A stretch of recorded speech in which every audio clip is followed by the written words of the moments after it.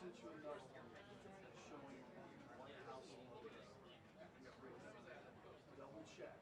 My camera says that that's Karoline, and that's the caption that I have. Double check. See all this footage of them at the window.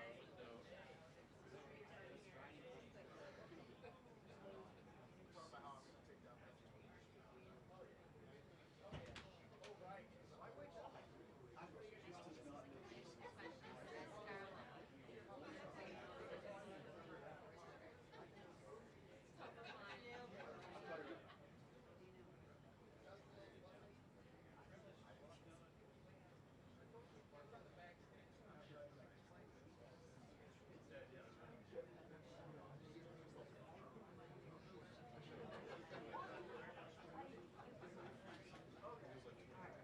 Try this one.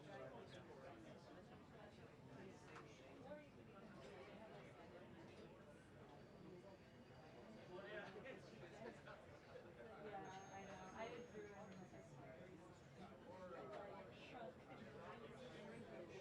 Just since you were watching, it's gone.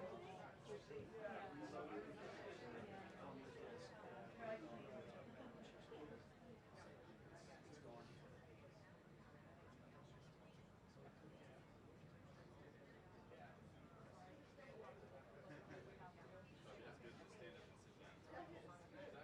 Exactly. Is that correct? No.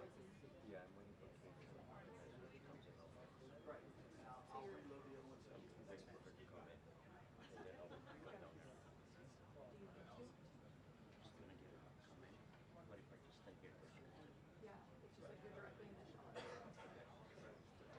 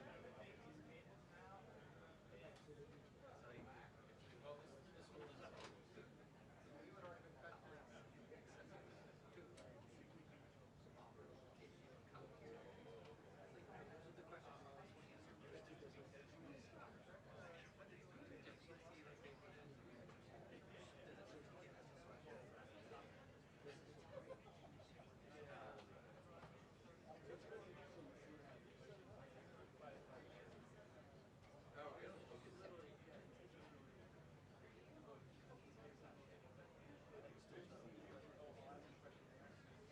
Hey man, send one more just like the sign on the book. Take a look at it. Yes, right? Just tell me this.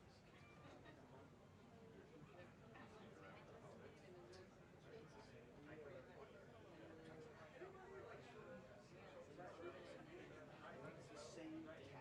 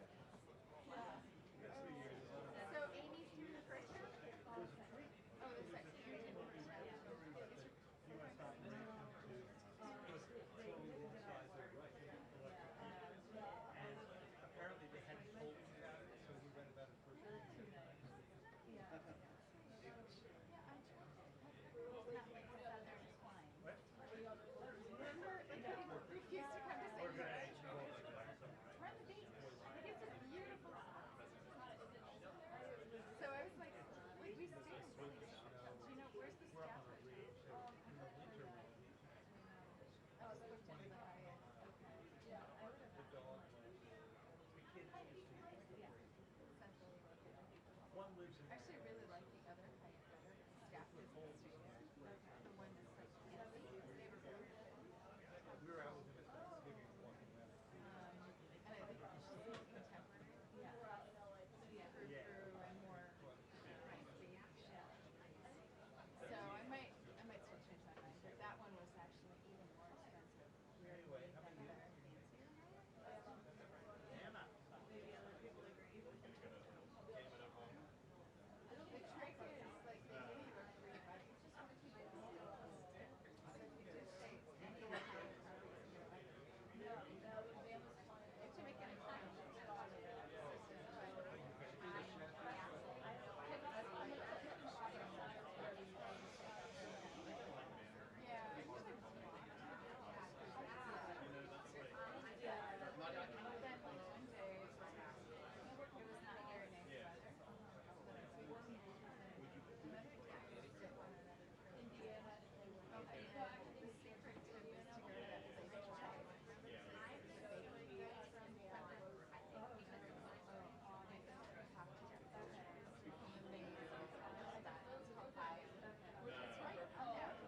I've gotten it, I realized I would have had to leave. It's been like I totally should have worn my own boots. I had them yesterday.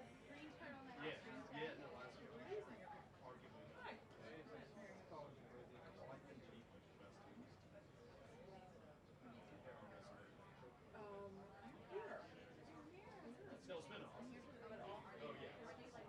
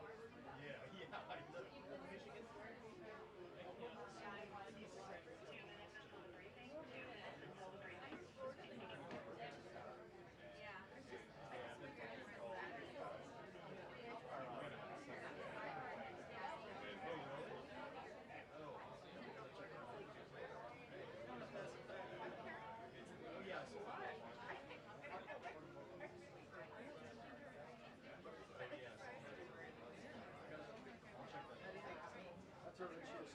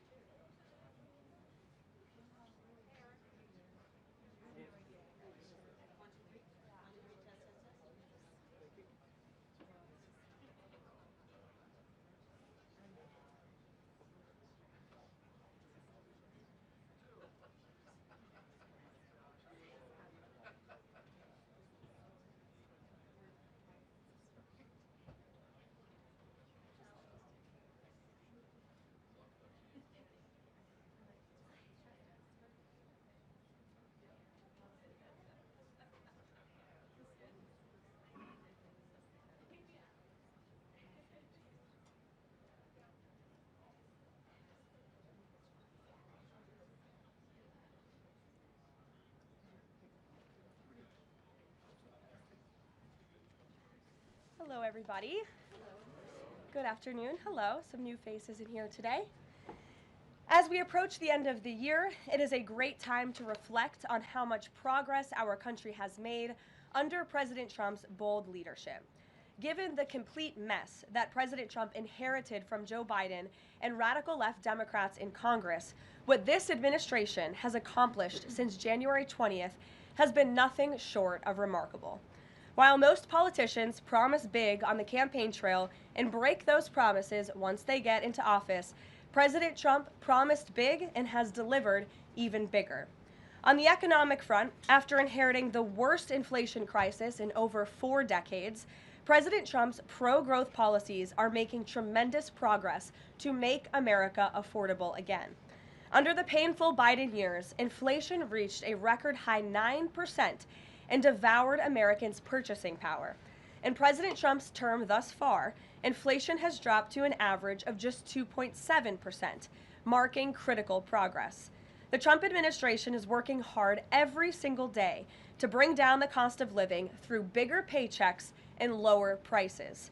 Real wages are finally on the rise again and on pace to increase to roughly $1,200 for the average American worker this year. To put that into perspective, real wages declined by almost $3,000 under the Biden administration. That means Americans right now are on track already to make up 1/3 of the $3,000 in lost wages under Joe Biden. There's much work to do, but this has already been significant progress. President Trump has also delivered resoundingly on his promise to end Joe Biden's insane war on American energy and make sure our country has reliable and affordable energy produced right here at home. As a result, the nationwide average for regular gas just fell to its lowest level in nearly 5 years. According to data from Gas Buddy released on Monday, average gas prices have now dipped below $3 per gallon in 37 states, below $2.75 per gallon in 22 states, and below $2.50 per gallon in 5 states. Just a few years ago, we saw record high price gas of nearly $5 per gallon.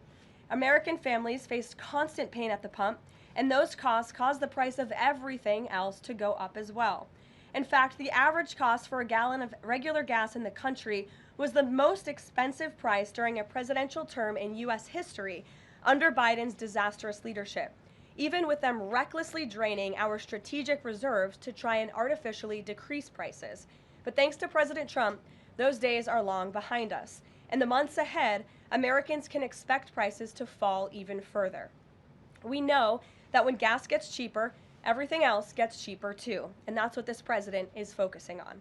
Americans can also expect another boost to their bank accounts in the months ahead, as 2026 tax refund season is upon us after the holidays, and it's projected to be the largest ever thanks to President Trump's passage of the One Big Beautiful Bill.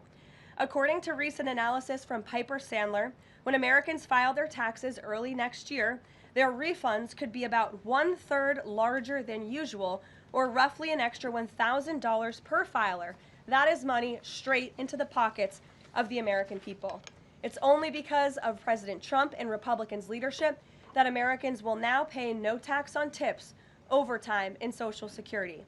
President Trump and Republicans believe hardworking Americans deserve to keep more of their hard-earned money, but Democrats, on the other hand, every single one of them, voted against these massive tax cuts. So remember that the next time Democrats try to talk about affordability. Democrats don't have a single clue about how to make America more affordable. They just spent the last 4 years creating the very affordability crisis that President Trump is fixing right now. And if given the chance of power ever again, the Democrats will implement those same policies and jack inflation right back up to where it was. Finally, at the border, President Trump has restored America's sovereignty and made our country safe again. This is the single greatest and fastest national security victory in modern American history, and it's not even close. The latest preliminary numbers released from the month of November show we have the most secure border in our nation's history. This is a remarkable achievement. November encounters came in even lower than the previous historic low in October, if you can believe it. There were only 30,367 total encounters nationwide. That's lower than the previous record set in October.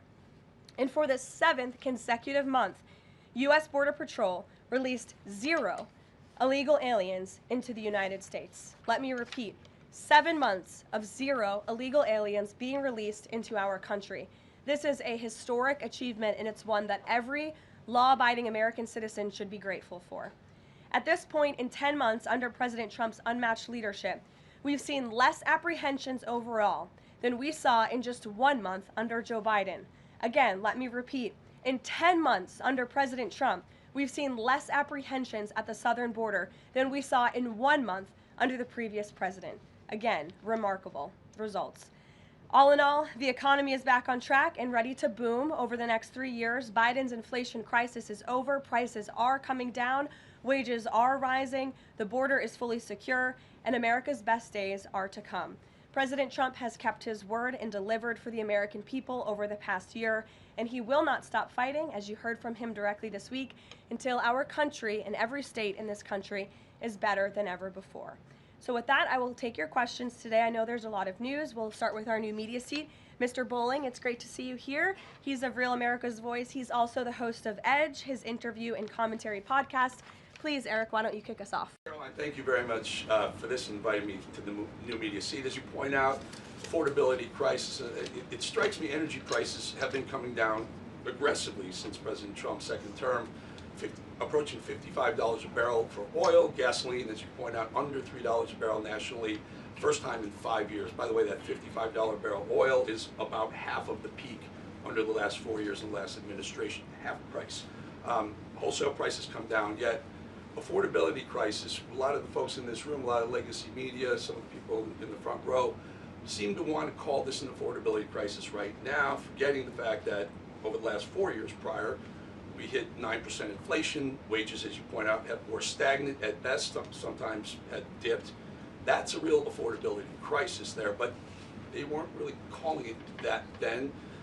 You point out how President Trump is changing the affordability in America, but how will he ensure that the legacy media doesn't flip the script and change it so that they're using affordability as their word, their idea, versus what the American people who know much better? Yeah, well, it's a great question, Eric, and it's a point of frustration for the president and for myself. I will say that's part of the reason I just kicked off this briefing today, setting the record straight with facts about the economic mess that the president inherited from his predecessor, Joe Biden. And he's focused on digging our country and our economy out of that hole every day.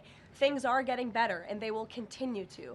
And President Trump understands better than any politician in this city the pain that the American consumer has been feeling for years now because of the last administration's policies. You heard him in the great Commonwealth of Pennsylvania this past week, campaigning and talking to these voters, saying, I was elected to fix this problem, and I am fixing it. Don't forget who created it, and that's the Democrats.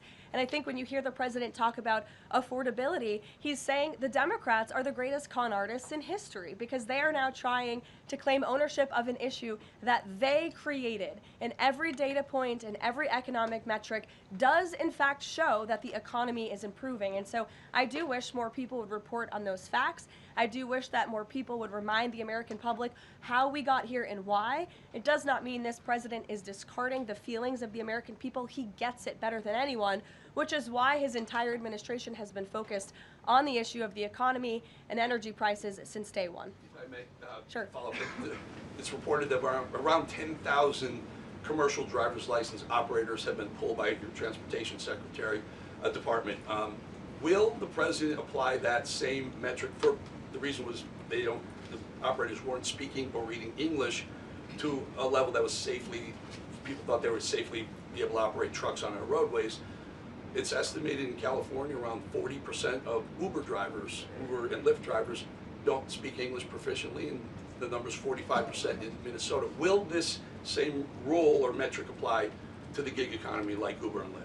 So I don't have any announcements on further regulations, if you will, from the Department of Transportation with respect to this issue. However, I will just reiterate the Trump administration's position is that truck drivers, particularly those driving big rigs on our nation's road and highways, who have a great responsibility to keep the American public and their fellow citizens safe, should be speaking English and should have an ability to read English proficiently. I think that's a very common sense policy to have. And we've unfortunately seen, and the Department of Transportation has uncovered and is actively working to fix these state-sponsored commercial trucking driver licenses, which were going to people who are not qualified to be driving these massive trucks on American roads, and they're endangering the lives of our fellow citizens. We've unfortunately seen many vehicle accidents across the country where people have lost their lives because of drivers that were just simply unqualified to be driving these trucks. So I know this is something DOT and Secretary Duffy take very seriously. Peter. Thank you, Caroline. Based on the way that things stand right now, is Operation Southern Spear about drugs or is it about oil? What I will tell you, Peter, is that the Trump administration is focused on doing many things in the Western Hemisphere. The president has taken a new approach that has not been taken by any administration for quite some time to actually focus on what's going on in our own backyard. And there are two things that are very important to this administration. Number one, stopping the flow of illegal drugs into the United States of America, which we know has killed hundreds of thousands of Americans. The president promised on the campaign trail that he would demolish the foreign terrorist organizations and drug cartels around the world, especially right here in our own hemisphere, and you have seen that he is delivering on that promise.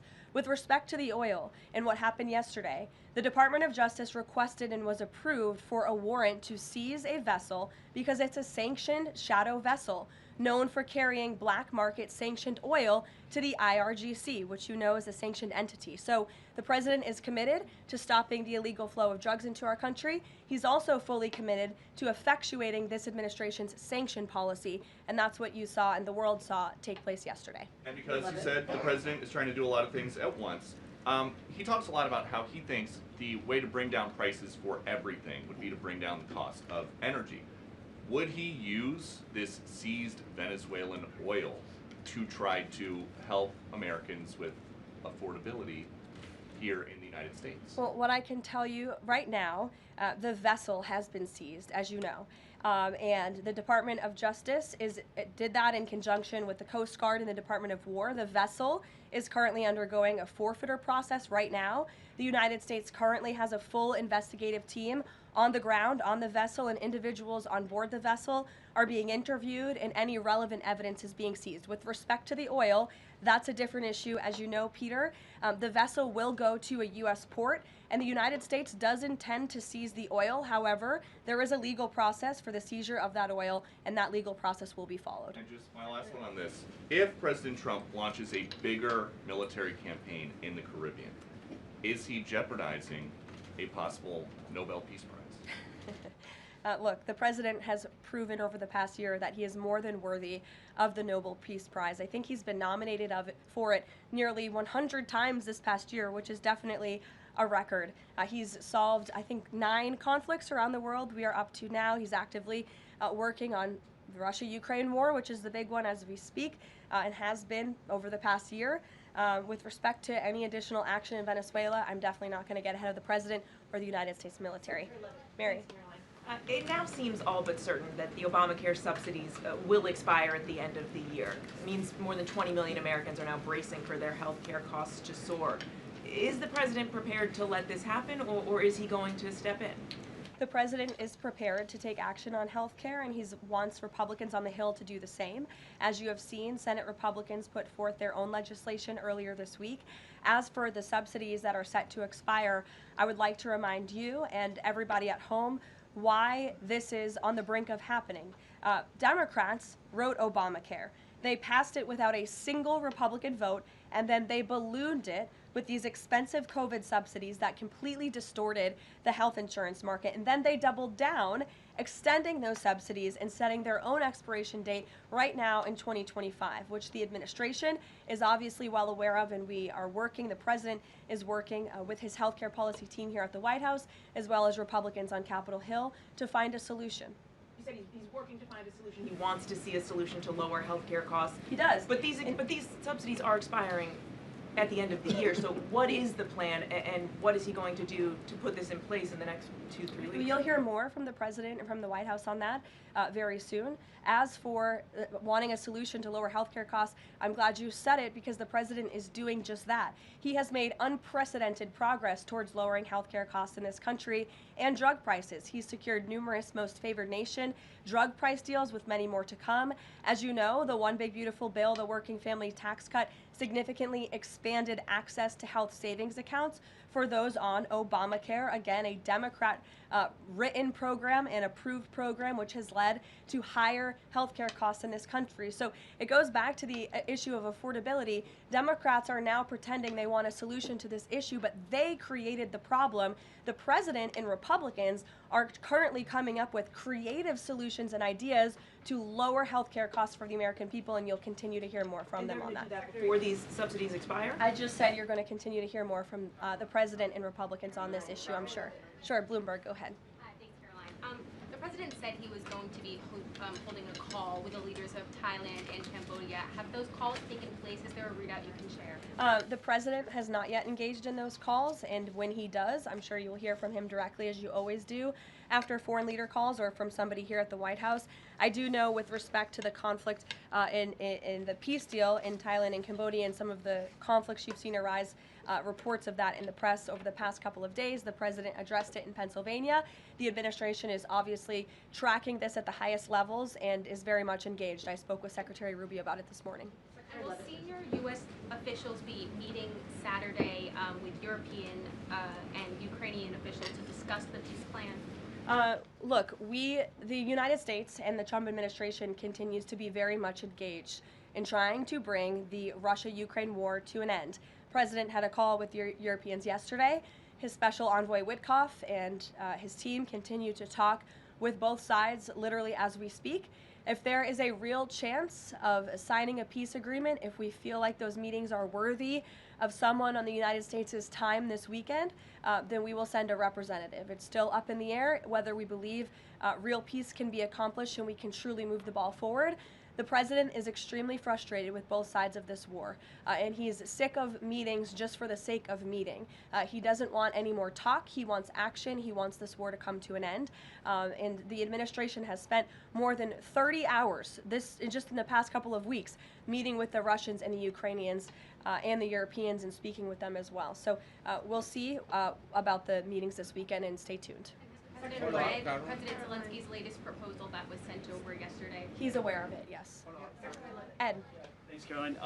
The Fed chairman, the president says that he's interviewing candidates. So I just want to be clear. So the pick has not been locked in, and could we get an announcement before Christmas? I know every business outlet in the world is just chomping at the bit for a scoop or something on this Fed chair announcement.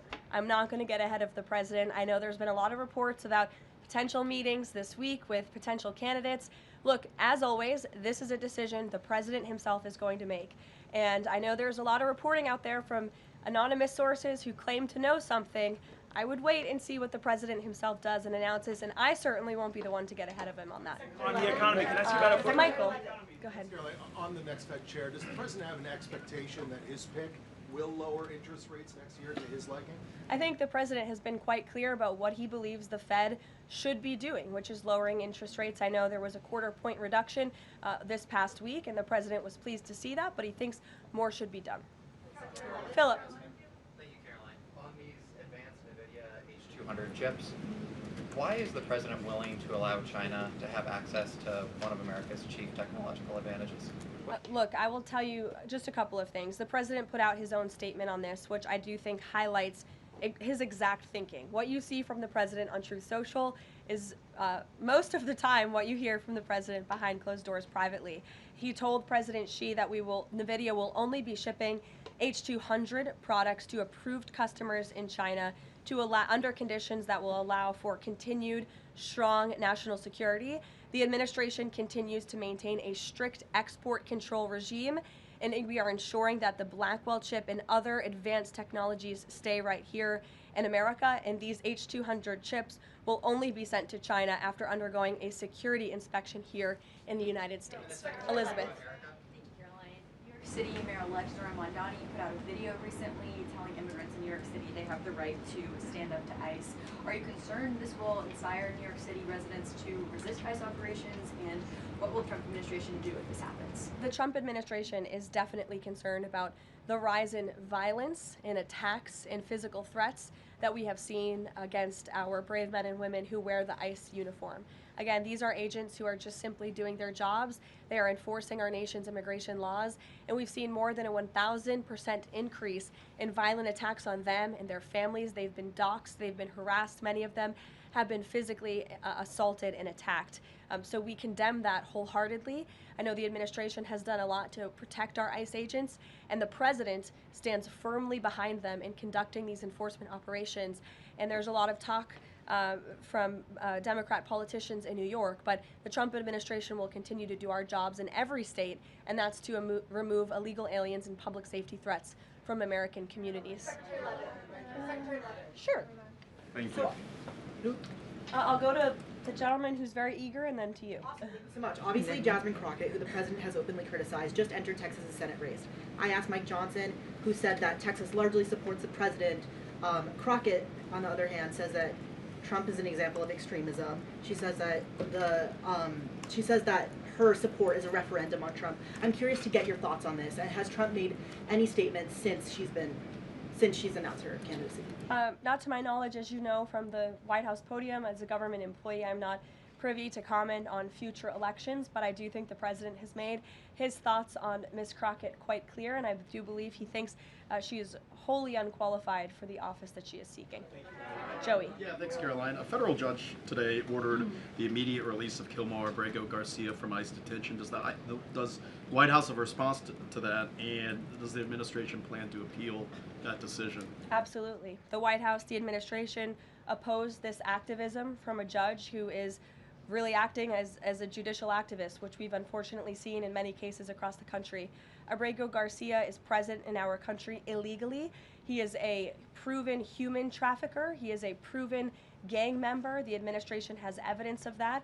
And as you saw from the Department of Homeland Security, they issued a statement saying they'll continue to fight this legal battle in court.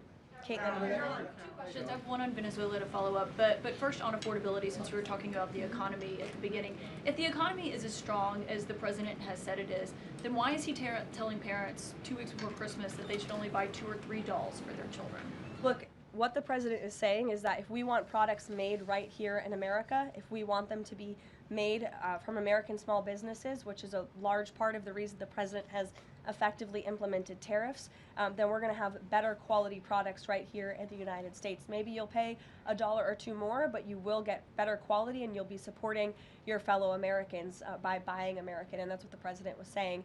Again, with respect to affordability, every economic metric, Caitlin, and I wish you would report more on it, does in fact show that the economy is getting better and brighter than where it was under the previous administration. I will repeat, inflation as measured by the overall CPI has slowed to an average 2.5% pace. Real wages are increasing, roughly $1,200 for the average worker. Gas prices are down in almost every single state across the country. Again, in 22 states, it's below $2.75. You look at the tax cuts, those are going to go into effect next year. So the best is yet to come. The president is digging our country out of the economic hole that the previous administration put us in, and that's what he's talking about. It was a year ago, as you know, and grocery prices have been up. So we've covered the economy, but there's mixed signals in terms of what that looks like. But on inflation is down from where it was. As measured by the overall CPI, it has slowed to an average 2.5% pace. This is down from what the president inherited. The president inherited 2.9% in January. Today it's at about 2.5%. So we're trending in the right direction with more to come. And I would remind you, when President Trump left office in his first term, inflation was 1.7%. And the previous administration jacked it up to a record high 9%. So again, in 10 months, the president has clawed us out of this hole. He's kept it low at 2.5%, and we believe that number is going to continue to decline, especially as energy and oil prices continue to decline as well. It wasn't high under Biden. They're just saying it's not. Well, nobody reported on it being high under Biden. My predecessor was standing at this podium, but now you want to ask me a lot of questions about it, which I'm happy to answer. But I will just add, there's a lot more scrutiny on this issue from this press corps than there was. Well, in the previous administration said that too. My predecessor stood up at this podium and she said inflation doesn't exist. She said the border was secure, and people like you just took her at her word, and those were two utter lies. Everything I'm telling you is the truth, backed by real factual data, and you just don't want to report on it because you want to push untrue narratives about the president. Go ahead. I'm not going to take your follow-up. Go ahead. Is the White House optimistic about the upcoming redistricting vote in Indiana and what happens if it fails? We'll see how the vote plays out. That's a political matter and, frankly, a legal one, and I won't comment on it here. Brian. Thank you, Caroline. I'm going to go back to the Fed. I have two topics I just want to address with you. The first one on the Fed. The president did say yesterday that he was meeting with Kevin Warsh. This is your favorite story in the world, Brian. It is our favorite story. The president said yesterday he was meeting with Kevin Warsh to talk about the Fed chair, interview for a Fed chair role. Can you just say how that interview went with him? I won't comment on private meetings without the president's approval to do so. And the second thing is on the Netflix Warner Brothers deal. The president did address this also yesterday. He said that he believes that the sale of CNN should be attached to that deal with Netflix or with Paramount if anything happens down the road with them. Can you just explain what the president's planning to do going forward to continue to make that case similar to what he made yesterday? Well, I think the president's comments yesterday about the sale of CNN and new leadership is evidenced by my exchange with the CNN reporter in this room. Their viewership has gone down, their ratings has declined, and I think the president rightfully believes that network would benefit from new ownership. With respect to this deal, he has great respect for both companies who are bidding against one another, and I won't weigh in any further than that. In the back, go ahead. Thank you. I wasn't calling on either of you, but I'll take both your questions and then to you. Go ahead. I have two questions. One is South Korea, one on the Japan.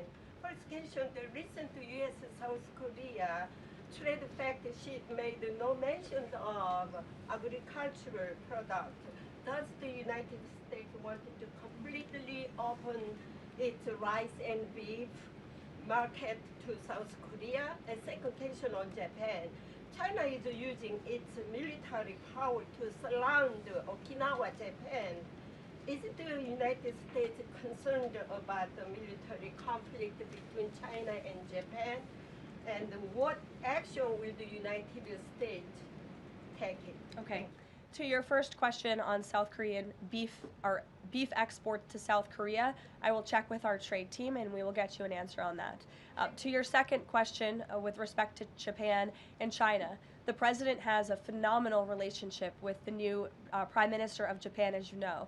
He was pleased to meet her when we went to Asia a couple of months ago, and they have spoken a few times since. They continue to be engaged with one another, and Japan is a great ally of the United States, as evidenced by their personal relationship and our continued trade relations with Japan. With respect to China, the president also has a good working relationship with President Xi, which he believes is a good thing for our country, and he believes that the United States should be in a position to have a good working relationship with China while maintaining our very strong alliance with Japan. Go ahead. Yesterday, President Trump was speaking about drug production in Colombia. He said that the president of Colombia better wise up or he's gonna be next. What was he meaning exactly? And the other thing is that President Gustavo Petro of Colombia responded to that statement by issuing a formal invitation to President Trump to go to Colombia and to see firsthand how the authorities in Colombia are fighting against drugs. Do you think that President Trump would consider that? Well, that's very interesting. I hadn't heard the news about that invitation. I will let the president speak directly to it on whether or not that's something he would entertain. But as for his comments yesterday towards President Petro, he has been saying some very alarming and frankly insulting things towards the United States of America, and the president doesn't like it. Yes, in the blue. Caroline? Yes, go ahead. Thank you. The president's been spotted out and about a number of times with bandages on his hands. Could you please explain what that is about? Secondly, he noted on Truth Social the other day that he had aced 3 cognitive tests. Could you please clarify when those tests took place? I can do that at a later date. I obviously don't have that in front of me. The president has spoken about that quite extensively throughout the years. As for the bandages on the hand, we've also given you an explanation for that in the past. The president is literally constantly shaking hands. The Oval Office is like Grand Central Terminal. He is meeting with more people than any of you even know about on a daily basis. He's also on a daily aspirin regimen, which is something his physical examinations has said in the past as well, which can contribute to that bruising that you see. Sure. Thank you, Caroline. Back to that oil tanker, just want to know, was this a one-off, or is it safe to say the administration is taking a more active look at the oil industry in Venezuela, whether targeting other oil ships or perhaps Venezuelan oil production facilities in Venezuela? Well, I won't broadcast any future actions from the administration, but I will just reiterate that the Trump administration is executing on the president's sanction policies and the sanction policies of the United States, and we're not going to stand by and watch sanctioned vessels sail the seas with black market oil, the proceeds of which will fuel narco-terrorism of rogue and illegitimate regimes around the world. Andrew? Thank you, Caroline. Two for you. First, when the president announced the farm relief program the other day, Secretary Rollins afterwards, right out there, told us that the program would be paid for by the Commodity Credit Corporation, an existing program. The president keeps saying that it's being paid for by tariff revenue. Why does he keep saying that if the secretary who's running the program says that's not the case? And also about his doll comments from the other night. The president's a billionaire. He's probably the wealthiest person to ever serve as president. Is it a good look for him to be telling parents, oh, you should only buy, 2 or 3 dolls for your kids, when he's one of the wealthiest people in the country running the government? Do you think the people in that room in Pennsylvania who the president was speaking to don't know the president's a billionaire? I think that's a very well-established fact. And actually, I think it's one of the many reasons they reelected him back to this office, because he's a businessman who understands the economy and knows how to fix it. And he's doing it right now just like he did in his first term. Sure, go ahead. To the gentleman behind you, Andrew, yes, go ahead. Go ahead. Thank you, Caroline. On Gaza, we heard the president say yesterday that the Board of Peace members are going to be announced early next year. What is the administration doing to move the parties in the region closer toward phase 2 of his peace plan for Gaza? Sure. Well, first of all, I would be remiss if I didn't highlight what a success it is that 10 months into the president's administration, you're asking me about a peace plan in Gaza, because that's a legitimate reality on the ground right now in the region, and it's only because of this president's leadership that that was able to take place, that all the living hostages were returned, all but one body of the deceased hostages has been returned, and we're still, of course, working on the last one. As for this next phase of the peace process, there is a lot of quiet planning that's going on behind the scenes right now for phase 2 of the peace deal, and when the United States is ready to make those announcements public on the Board of Peace, the ISF, and the Palestinian technocratic government, we will be making those announcements at the appropriate time. But the reason that the negotiators and the teams on the ground have been rather quiet about this is because I spoke with them this morning. They are trying to be deliberate and thoughtful about this.